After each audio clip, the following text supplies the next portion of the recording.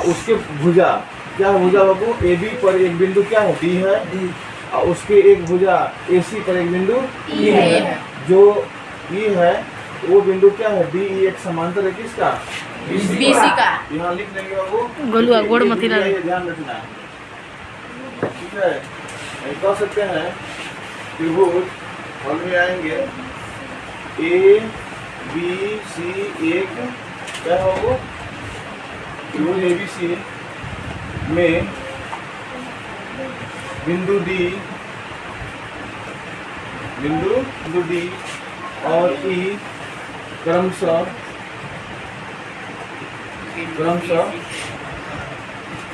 A C sorry A B ना होगा उधर, ए बी और ए सी पर स्थित है। देखो बेटा ध्यान से, क्या समझे हम लोग, त्रिभुज एबीसी में बिंदु डी और ई, क्रमशः ए बी और ए सी में क्या है, स्थित है। जब स्थित है दिया हुआ है क्या कि क्या दिया बाबू, डी ई समांतर है किसका, BC का, डी समांतर है किसका, BC का। अब हमको सिद्ध क्या करना है बताओ तो बेटा, सिद्ध करना है, क्या सिद्ध करना है, ए डी DB बराबर DB और बट्टा में ए ई बट्टा EC में क्या करना है, सिद्ध करना है। और इसको बाबू बहुत यूबीआई थ्योरम है, ध्यान रखना है। इसमें बहुत सारे सवाल आप लोग बना भी चुके हैं। अब चलते हैं हम लोग उसको सिद्ध करने के लिए। पहले इसमें हम आते हैं बाबू कि कुछ रचना काम करते हैं इसका, ठीक है। रचना का कार्य करते हैं बेटा। रचना कार्य क्या है, ध्यान देना। रचना काम क्या है कि डी को किससे मिलाते हैं बाबू, सी से मिलाएंगे, ठीक है। और बी को पैर मत हिला, पैर दूर रख। ई से मिलाएंगे, ध्यान देना। ठीक, सीधा नहीं चल ले सकते दोबारा, ठीक है। लिखेंगे डी को सी से मिलाया, ठीक है। उसके बाद बी को ई से मिलाया, ठीक है। अब गौर करो बेटा क्या क्या दिख रहा है। जब हम इसको मिला है आपको एक त्रिभुज दिख रही है, देखो तो गौर से, दिखा ना। अच्छा, आपको हम कल सिखाए थे कि अगर कोई त्रिभुज मेरे पास इस टाइप का त्रिभुज है, इसकी ऊंचाई क्या होगी, ऊंचाई उसकी जो सीधी लाइन होती है वही होगी बेटा, ऊंचाई क्या हो जाएगी, हो जाएगा। तो हम क्या करते हैं बेटा, एक यहाँ से लंब डाल लेते हैं। गौर करो, यहाँ पर क्या किए, लंब डाले, लंब का मान n रख लेते हैं, n था ना, ठीक है। अब देखो ध्यान से, अगर हम कोई त्रिभुज ऐसे बनाएं, इसकी अगर हम लंब पूछेंगे या ऊंचाई पूछेंगे तो आप क्या कहोगे कि सर बीच वाला जो रेखा होगी उसकी क्या होगी, ऊंचाई होगी। या अगर त्रिभुज हल्की तिरछी है, त्रिभुज अगर हल्की तिरछी है तो उसकी ऊंचाई क्या होती है, यही होगी ऊंचाई छो।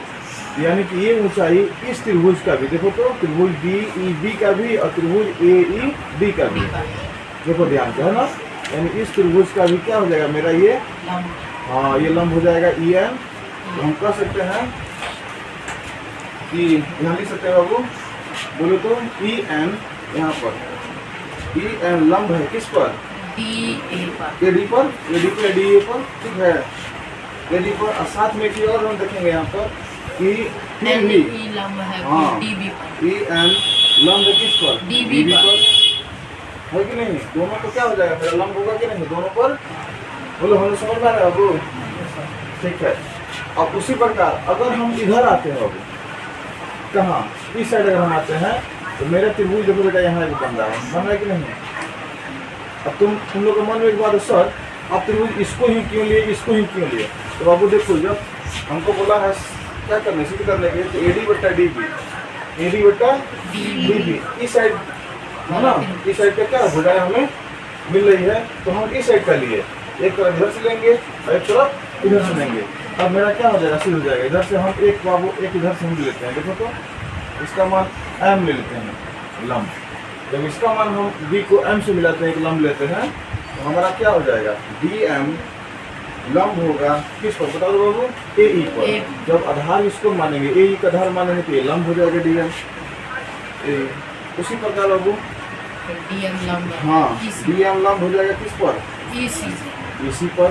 देखो तो इसी पर लंब हो जाएगा ये, क्योंकि त्रिभुज हम क्या है, कृषि है, जो खड़ी लाइन होगी वो इसका लंब कहलाएगा। ठीक है, जब इतना आप लोग समझ गए बाबू सवाल बन गया, अब इसमें कुछ है नहीं। त्रिभुज ध्यान देना बाबू, प्रमाण में ना रचना चलो प्रमाण चलते हैं, प्रमाण में चलो सीधी में चलो। ठीक है, आते हैं बेटा त्रिभुज इसमें, त्रिभुज ए ई बी में या त्रिभुज डी ए ई में या त्रिभुज ए डी ई में। इधर से बोलो, त्रिभुज ए डी बी का क्षेत्रफल लेंगे का क्षेत्रफल, और बट्टे एक त्रिभुज यहाँ दिख रहा है देखो डी बी ई, त्रिभुज डी बी ई का क्षेत्रफल वर्ग करो। त्रिभुज ए बी ई, त्रिभुज डी बी ई है, दो त्रिभुज दिख रहा है मुझे, या तो इसको हम रंगीन कर देते तो फिर समझ में आया था, ऐसे हम आपको बता पा रहे हैं। देखो एक त्रिभुज यहाँ से देखो तो दिक्कत बारह का बना उल्टा त्रिभुज बना। सॉरी ये आधार है, ऊंचाई क्या है ई एन या एन ई ना, ई एन या एन ई। ठीक है, दिक्कत बाबू नहीं। अपट्टे में इसका आएंगे त्रिभुज डी बी ई, त्रिभुज डी बी ई। ठीक है, 1/2 आधार, इसका आधार क्या हो जाएगा डी बी, अब गुना वही ऊंचाई क्या हो जाएगी एन ई। दो दो को दोनों मैच कर रहा है ना, 1/2 कट गया, एन ई कट गया, क्या बच गया आपके पास ए डी बटा डी बी। समीकरण एक। अब आते हैं पुनः, आओ इधर देखते हैं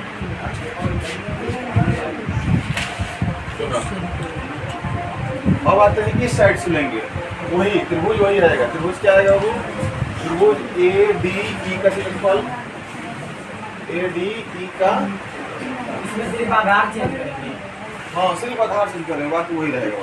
समझना क्या ना, क्षेत्रफल बट्टे में बस। अब इसमें बदल जाएगा त्रिभुज, क्या बदल जाएगा, ये त्रिभुज हाँ डी ई सी आ जाएगा, उसमें बी था, त्रिभुज डी ई सी का क्षेत्रफल बराबर 1/2 गुना, इसमें आते हैं ऊपर वाला में आधार क्या है बेटा ए ई गुना, और लंब क्या है डी एम। देखो तो डी एम लंब है ना, चलो डी एम लंब है, इसमें भी आएंगे तो मेरा लंब क्या आ जाएगा डी एम में आ जाएगा। 1/2 गुना आधार इसी देखो तो इसी है बाबू, इसी गुना डी एम कट गया, 1/2 कट गया, क्या बन गया आपको ए ई बटा इसी। समीकरण 2। अब यहाँ पर हम लोग को जो मिलाना है यही सबसे मेन पॉइंट है बेटा, ध्यान दो। त्रिभुज ए डी ई का क्षेत्रफल यहाँ मिलाओ, त्रिभुज ए डी ई का क्षेत्रफल इमेज कर गया, यहाँ देखो त्रिभुज डी बी ई का क्षेत्रफल और त्रिभुज डी ई सी, सिर्फ यहाँ सी है वहाँ पर बी है। बशर्ते हम कल आप लोग को सिखाए थे बाबू, क्या सिखाए थे कि जब हम ऐसे सिखाए थे कल, ध्यान देना यही लिख देते हैं हम, कोई एक समांतर सॉरी क्या बोलते हैं इसको बाबू, समलंब त्रिभुज ना, समलंब त्रिभुज है, इसका विकर्ण यहाँ से खींचे, हम यहाँ से विकर्ण खींचे, यहाँ पर बाबू आपको जो त्रिभुज बन रही है, ध्यान देना गौर करना बेटा, त्रिभुज जो बन रही है ये त्रिभुज और ये त्रिभुज एक ही आधार पर है। देखो तो आधार एक है ना, जब एक ही आधार पर बनेगा तो दोनों त्रिभुज का वैल्यू क्या होगा, सेम होगा। यानी हम कह सकते हैं अगर हम लोग कि हम जानते हैं कि एक ही आधार पर एक ही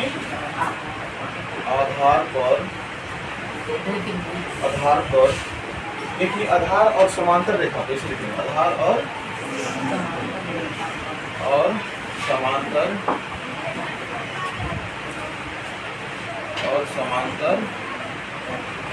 रेखा पर बने त्रिभुज का क्षेत्रफल क्या होता है बाबू? मान बराबर होता है, बराबर होता है। बोलो यहाँ तक समझ में आया? यानी तुम लोग कह सकता है सर त्रिभुज DEB, त्रिभुज DEB बराबर होगा किसका? त्रिभुज DEC का, त्रिभुज DEC का। दोनों बराबर बराबर होगा ना? अच्छा, दोनों बराबर होगा मेरा, तो हमारा जो है वो क्षेत्रफल का अनुपात जो होगा, इस क्षेत्रफल का जो अनुपात होगा वो भी आपस में क्या होंगे? बराबर होंगे। तो हम सीधा लिख सकते हैं समीकरण 1 और समीकरण 1 और 2 से। देखो बेटा यहाँ पर AB क्या हो गया? AD बटा DB, DB अब बराबर में हो गया, देखो AE बटा EC, AE बटा EC। तो एक बार